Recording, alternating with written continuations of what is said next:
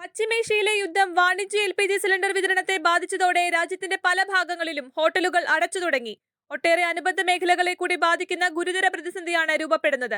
ഗാർഹിക സിലിണ്ടർ ബുക്കിംഗിനും 25 ദിവസത്തെ ഇടവേളയുണ്ടാകും. രാജ്യത്തെ പ്രധാനപ്പെട്ട നഗരങ്ങളിൽ ഇൻഡക്ഷൻ കുക്ക് ടോപ്പുകൾ ഔട്ട് ഓഫ് സ്റ്റോക്ക് ആയെന്ന റിപ്പോർട്ടുകൾ. പാചകവാതക ലഭ്യത ഉറപ്പാക്കാൻ കേന്ദ്ര സർക്കാർ അവശ്യ സേവന നിയമം എസ്മ പ്രഖ്യാപിച്ചു. ഗാർഹിക LPG, പൈപ്പിലൂടെയുള്ള PNG, വാഹനങ്ങൾക്കുള്ള CNG എന്നിവയുടെ ഉൽപാദനം കൂട്ടാൻ പെട്രോളിയം പ്രകൃതിവാതക മന്ത്രാലയം കമ്പനികൾക്ക് നിർദ്ദേശം നൽകി. മറ്റ് മേഖലകളിൽ നിയന്ത്രണം കർശനമാക്കി. ഗാർഹികേതര ആവശ്യങ്ങളിൽ ആശുപത്രികൾക്കും വിദ്യാഭ്യാസ സ്ഥാപനങ്ങൾക്കുമാണ് മുൻഗണന. 5ലേറെ വാണിജ്യ സിലിണ്ടറുകൾ സ്റ്റോക്ക് ചെയ്യുന്നതിന് സംസ്ഥാനത്തെ ഹോട്ടലുകൾക്ക് നിയന്ത്രണമുണ്ട്.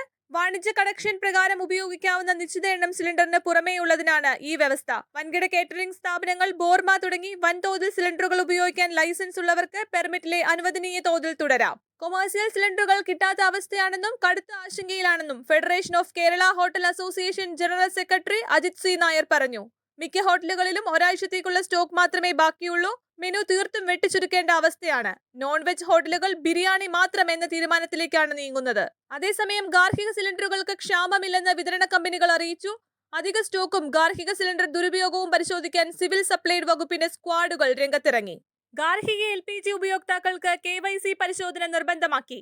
ഗ്യാസ് ഏജൻസി വഴിയോ ആധാറുമായി ബന്ധിപ്പിച്ച സ്മാർട്ട് ഫോൺ ഉപയോഗിച്ചോ നടപടി പൂർത്തിയാക്കണം. കൂടുതൽ വാർത്തകൾ അറിയാൻ മനോരമ online.com സന്ദർശിക്കുക.